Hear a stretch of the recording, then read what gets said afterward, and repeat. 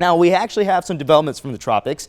The Atlantic has actually been very quiet so far. We've actually had one area of low pressure that has been released by the National Hurricane Center earlier this month. That didn't come into fruition.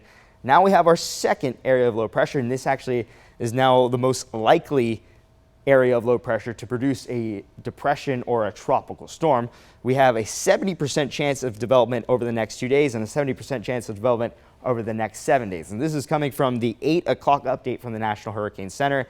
And they said that the most likely timing for this area of low pressure to develop and anything in terms of a depression or a tropical storm will be later this evening.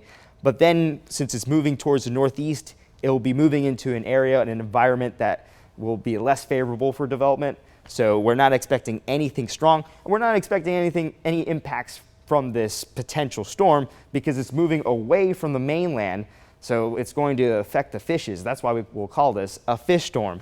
But if it turns into a named storm, it will be called Andrea. Now, in terms of the frequency, I've talked about how this hurricane season has actually been very quiet in the Atlantic. So hurricane season starts June 1st in the Atlantic. We typically see our first named storm by June 15th. We haven't seen anything yet. And the height of hurricane season should come around September 10th. Now, for those who remember, Hurricane Helene actually came 2 weeks after the official peak of hurricane season. So we haven't seen anything yet. Hopefully it stays quiet because, of course, we don't want any hurricanes. We want all the hurricanes, any tropical storms to stay as far away from Georgia as possible, especially as we are nearing the 1-year anniversary of Helene.